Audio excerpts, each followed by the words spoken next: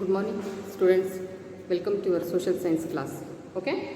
So in the previous class, we discussed about the contributions of Mughals in that administration, literature, revenue, even painting and art and architecture. Everything we are discussed in the previous class.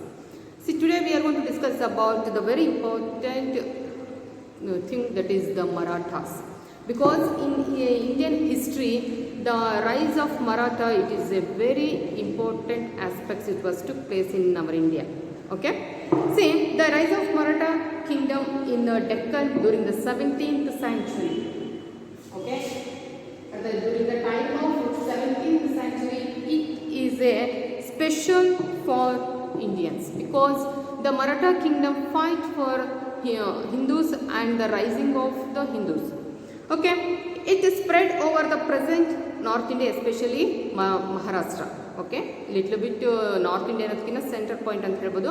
C ಮಹಾರಾಷ್ಟ್ರದಲ್ಲಿ especially ಈ Maratha kingdom establish ಆಗುತ್ತೆ.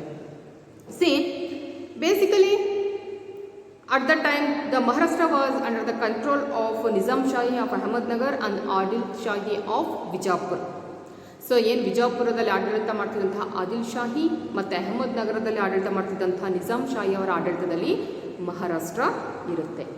Even ಶಾಬಾಜಿ Bhosle is also one of the military officer in the administration of Vijaypur sultans. ಸಿ and Deshpandes and Deshmukhs were also local powerful people ಆಗಿದ್ದರು.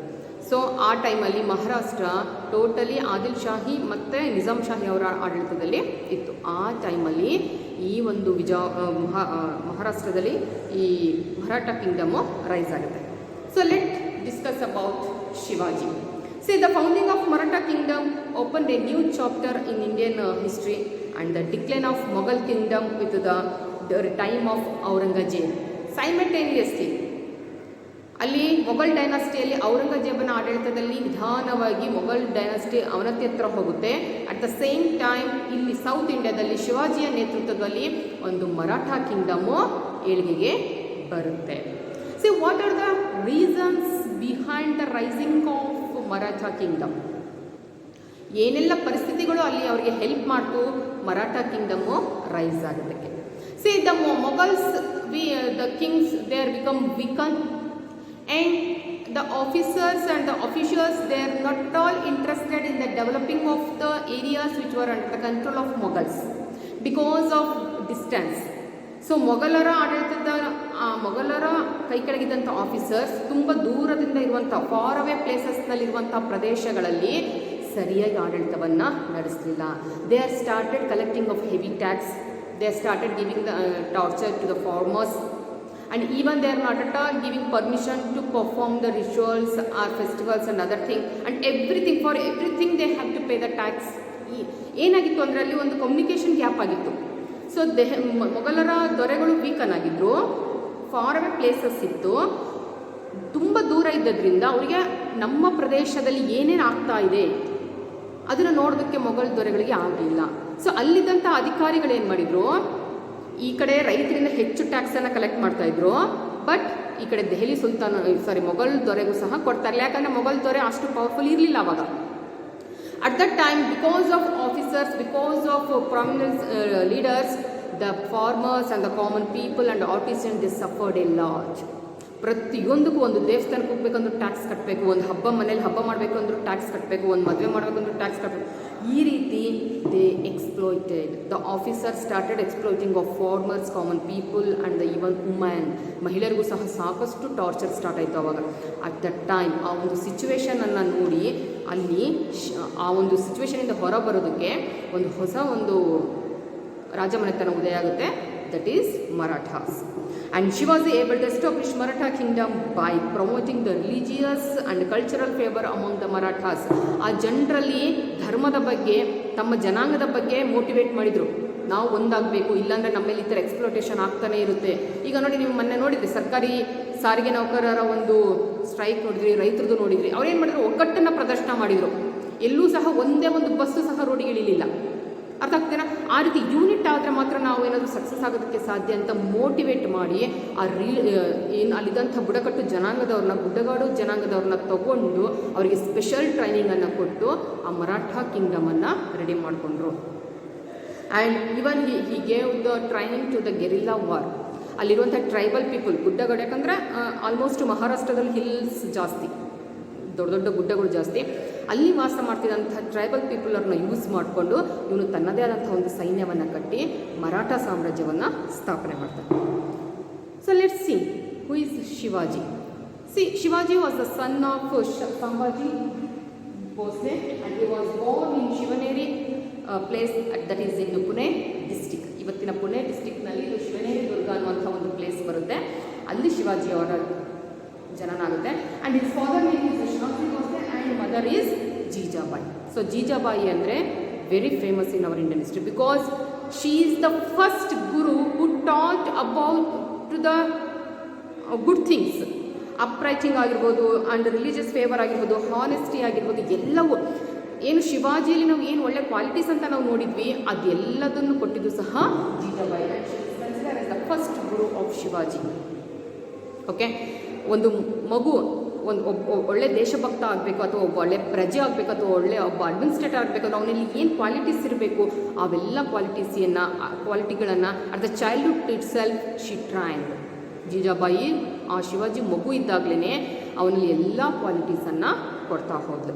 Okay, and the real guru is Dadaji Kondadev who gave the good things for Shivaji also. He trained ಎಲ್ಲ ಫೀಲ್ಡಲ್ಲೂ ಅವನಿಗೆ horse riding ಆಗಿರ್ಬೋದು ಅಥವಾ ಏನು wrestling, ಏನು ಮಲ್ಲಯುದ್ಧ ಅಂತ ಹೇಳ್ತೀವಲ್ಲ ಅದರಲ್ಲೂ ಸಹ ಟ್ರೈನಿಂಗ್ ಕೊಡ್ತಾರೆ, ಬಾಡಿ ಬಿಲ್ಡಿಂಗ್ನಲ್ಲಿ ಕೊಡ್ತಾರೆ, ಫೆನ್ಸಿಂಗ್ನಲ್ಲಿ, ಎಲ್ಲ ಫೀಲ್ಡಲ್ಲೂ ಶಿವಾಜಿಗೆ ಟ್ರೈನಿಂಗ್ ಕೊಟ್ಟಂತಹ ಗುರು ಯಾರು ಅಂದರೆ Dadaji Kondadeva. So Shivaji had the dream at in his childhood itself to rise the Maratha kingdom. So ಯಾವಾಗಲೂ ಇವತ್ತು ಯೋಚನೆ ಮಾಡಿ ನಾಳೆ ಅವನು ಸಾಮ್ರಾಜ್ಯವನ್ನು ಕಟ್ಟಲಿಲ್ಲ ಶಿವಾಜಿ. ಚಿಕ್ಕ ವಯಸ್ಸಿಂದ ಅವನ ಕನಸಾಗಿದ್ದು ಅವನದೇ ಆದಂಥ ಒಂದು ಮರಾಠ ಸಾಮ್ರಾಜ್ಯವನ್ನು ಕಟ್ಟಬೇಕು ಅಂಥೇಳಿ. In order to achieve this Shivaji assembled an army of the local Mavali youths. Mavali youths ಅಂದರೆ ಟ್ರೈಬಲ್, ಒಂಥರ ಗುಡ್ಡಗಾಡು ಪ್ರದೇಶದ ಜನ, Mavali youths. And trained them in guerrilla warfare. Guerrilla ಅಂದರೆ ಗುಡ್ಡಗಳ ಮಧ್ಯೆ ಬಚ್ಚಿಟ್ಕೊಂಡು ಸಡನ್ನಾಗಿ ದಾಳಿ ಮಾಡೋದು. ಈ ರಾಬರಿ ಮಾಡೋರು ಮಾಡ್ತಾರಲ್ಲ, ಎಲ್ಲೋ ಗೊತ್ತಿಲ್ಲದಂಗೆ ಬಚ್ಕೊಂಡಿರೋದು, ಅವ್ರು ಹೋಗುವಾಗ ಸಡನ್ನಾಗಿ ಅವ್ರ ಮೇಲೆ ಎಗ್ರಿ ಅವರ ವಸ್ತುಗಳನ್ನ ಕಿತ್ಕೊಳ್ಳೋದು, ಈ ರೀತಿ ಒಂದು ಗೆರಿಲ್ಲಾ ವಾರನ ಟ್ರೈನಿಂಗ್ ಮಾಡೋದು. So after that Shivaji conquered Torna fort, Pratapgad, Purandargad, ಚಿಕ್ಕನ್ ಕೋಚ್ and Sinhagad and Javli. And he renamed as Vasturga as the Raigada, and he built a new fort called Pratapagada. So Pratapagada ಅಂತ ಕಟ್ತಾನೆ. ನೆಕ್ಸ್ಟ್ ಅದನ್ನೇ ಅವನು ಕ್ಯಾಪಿಟಲ್ ಸಿಟಿಯಾಗಿ ಆಡಳಿತಕ್ಕೆ ಸ್ಟಾರ್ಟ್ ಮಾಡ್ತಾನೆ. And since Shivaji Ghat against Vijapur ಸುಲ್ತಾನ್ಸ್, ಸಾಕಷ್ಟು ಯುದ್ಧಗಳನ್ನು ಮಾಡಿ Vijapura ಸುಲ್ತಾನರನ್ನು ಸೋಲಿಸೋದಕ್ಕೆ start ಮಾಡ್ದ. ಸುತ್ತಮುತ್ತ ಇದ್ದಂಥ ಎಲ್ಲ ಕೋಟೆಗಳನ್ನು ವಶ ಮಾಡಿಕೊಂಡ. ಪ್ರತಾಪ್ಗಢ ಆಗಿರ್ಬೋದು, ರಾಯ್ಗಢ ಆಗಿರ್ಬೋದು, ಅಥವಾ ಚಿಕ್ಕನ್ ಕೋಟೆ ಆಗಿರ್ಬೋದು, ಜಾವ್ಲಿ ಆಗಿರ್ಬೋದು. ಸೊ ಇಂಥ ಇಂಪಾರ್ಟೆಂಟ್ ಫೋರ್ಟ್ಗಳನ್ನು ವಶ ಮಾಡ್ಕೊಳ್ತಾ ಬರ್ತಾನೆ. ಸೊ ಇದನ್ನು ನೋಡಿದಂಥ ವಿಜಾಪುರ ಸುಲ್ತಾನರು ಏನು ಮಾಡ್ತಾರೆ, ಅವರ ತಂದೆ ಏನು ಅವರು ವಿಜಾಪುರದ ಸುಲ್ತಾನರ ಆಡಳಿತದಲ್ಲಿ ಅಧಿಕಾರಿಯಾಗಿದ್ರಲ್ಲ ಸಂಭಾಜಿ, ಅವರನ್ನು ಅರೆಸ್ಟ್ ಮಾಡಿ ಜೈಲಲ್ಲಿಡ್ತಾರೆ. ನಿಮ್ಮ ತಂದೆಯನ್ನು ರಿಲೀಸ್ ಮಾಡಬೇಕು ಅಂದರೆ ನೀನು ನಮ್ಮ ಮೇಲೆ ಯುದ್ಧಗಳನ್ನು ನಿಲ್ಲಿಸಬೇಕು ಅಂತೇಳಿ ಒಂದು ಅಗ್ರಿಮೆಂಟ್ಗೆ ಬಂದು ಅವರ ತಂದೆಯನ್ನು ರಿಲೀಸ್ ಮಾಡ್ತಾರೆ. So next the relationship between Mughals and Shivaji. Shivaji fight against the Mughal Kings, especially Aurangzeb for many years. ಯಾಕಂದರೆ ಅಲ್ಲಿ ಮೊಘಲರ ದೊರೆಯಾಗಿ ಔರಂಗಜೇಬ್ ಆಳ್ವಿಕೆ ಮಾಡ್ತಾ ಇರ್ತಾನೆ, ಇಲ್ಲಿ ಮರಾಠರ ದೊರೆಯಾಗಿ ಶಿವಾಜಿ ಆಡಳಿತಕ್ಕೆ ಬರ್ತಾನೆ. ಸೊ ಶಿವಾಜಿಗೆ ತನ್ನದೇ ಆದಂಥ ದೊಡ್ಡ ಸಾಮ್ರಾಜ್ಯ ಕಟ್ಟಬೇಕು ಅಂತ ಡ್ರೀಮ್ ಇರುತ್ತೆ. ಹಾಗಾಗಿ ಮೊಘಲರ ಜೊತೆ ಕಂಟಿನ್ಯೂಸ್ ಆಗಿ ವಾರ್ ಮಾಡ್ತಾನೆ. And to stop the victory of Shivaji, Aurangzeb sent his troop by the leadership of Shaista Khan and Jai Singh. ಏನು ಶಿವಾಜಿ ಇಷ್ಟು ಫಾಸ್ಟಾಗಿ ಸಾಮ್ರಾಜ್ಯನ ಎಕ್ಸ್ಪ್ಯಾಂಡ್ ಮಾಡ್ತಾ ಇದ್ದಾನೆ, ಎಷ್ಟೆಷ್ಟು ಕೋಟೆಗಳನ್ನು ವಶ ಮಾಡ್ಕೊಳ್ತಾನೆ, ಹೀಗೆ ಆದರೆ ಕೊನೆಗೆ ಅವನು ಡೆಲ್ಲಿಯನ್ನು ವಶ ಮಾಡ್ಕೋಬಹುದು ಅಂತೇಳಿ ಅವನ ಒಂದು ದಿಗ್ವಿಜಯವನ್ನು ಅಥವಾ ಅವನ ವಿಕ್ಟರಿಯನ್ನು ಸ್ಟಾಪ್ ಮಾಡೋದಕ್ಕೆ ಇಬ್ಬರು ಅಧಿಕಾರಿಗಳ ನೇತೃತ್ವದಲ್ಲಿ ಒಂದು ಸೈನ್ಯವನ್ನು ಕಳಿಸ್ತಾನೆ.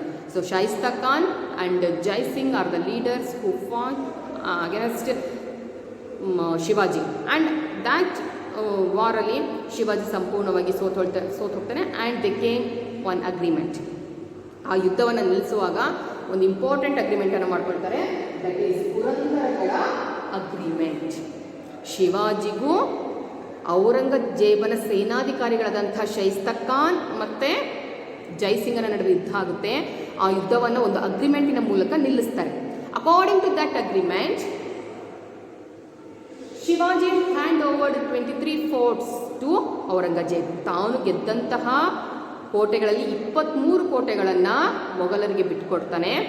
ಜೊತೆಗೆ 16 ಲ್ಯಾಕ್ ಇನ್ಕಮ್ ಬರುವಂತಹ ಭೂಮಿಯನ್ನು ಸಹ ಔರಂಗಜೇಬನಿಗೆ ಬಿಟ್ಟುಕೊಡ್ತಾರೆ.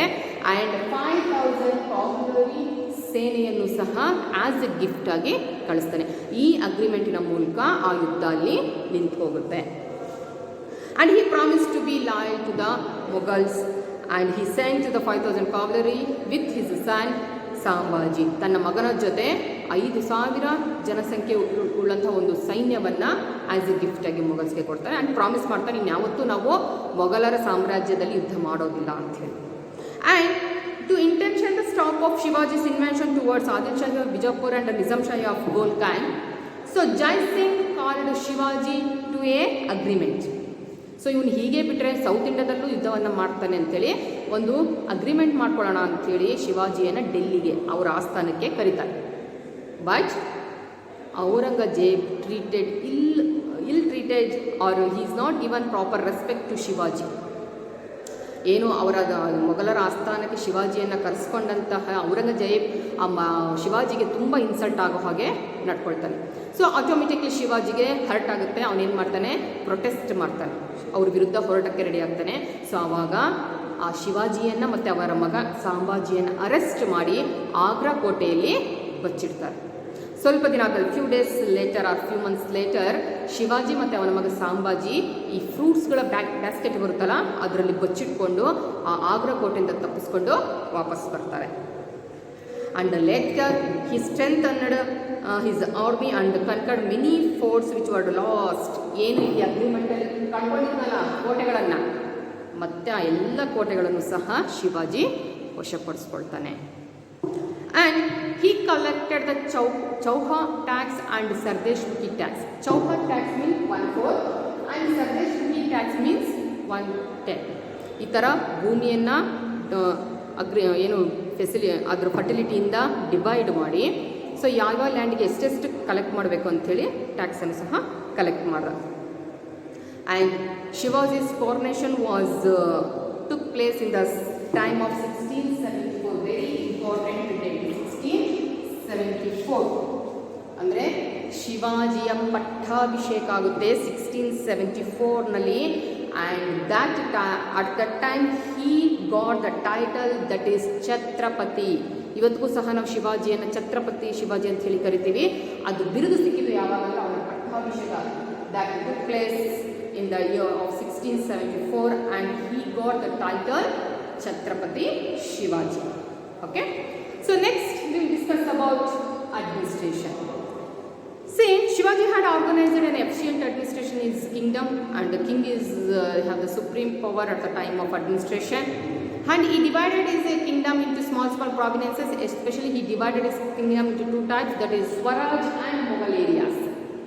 ತನ್ನ ಸಾಮ್ರಾಜ್ಯವನ್ನು ಎರಡು ಭಾಗವಾಗಿ ನೋಡ್ತಾನವನು. ಸ್ವರಾಜ್ ಅಂದರೆ ತನ್ನದೇ ಸ್ವಂತ ರಾಜ್ಯಗಳು, ಮೊಘಲ್ ಏರಿಯಾಸ್ ಅಂದರೆ ಮೊಘಲರಿಂದ ವಶ ಪಡ್ಕೊಂಡಂತಹ ಏರಿಯಾಗಳು. And there were ministers known as Ashta Pradhans, ಅಂದರೆ 8 ಜನ ಪ್ರಮುಖ ಮಂತ್ರಿಗಳಲ್ಲಿದ್ದರು, ಹಾಗಾಗಿ ಅದನ್ನು ಅಷ್ಟ ಪ್ರಧಾನಸ್ ಅಂತ ಹೇಳಿ ಕರೆದ್ರು. And in the addition to them there were other officials like provinces officers, districts and village officers. Okay, they are divide into provinces, district and village. ಹಾಗಾಗಿ ಪ್ರತಿಯೊಂದಕ್ಕೂ ಅದರದೇ ಆದಂತಹ ಅಧಿಕಾರಿಗಳನ್ನು ಅವರು ಅಪಾಯಿಂಟ್ ಮಾಡಿದರು. Next is revenue system. See, Shivaji he had collected the tax based on Raitavari system. Raitavari system means favorable to farmers.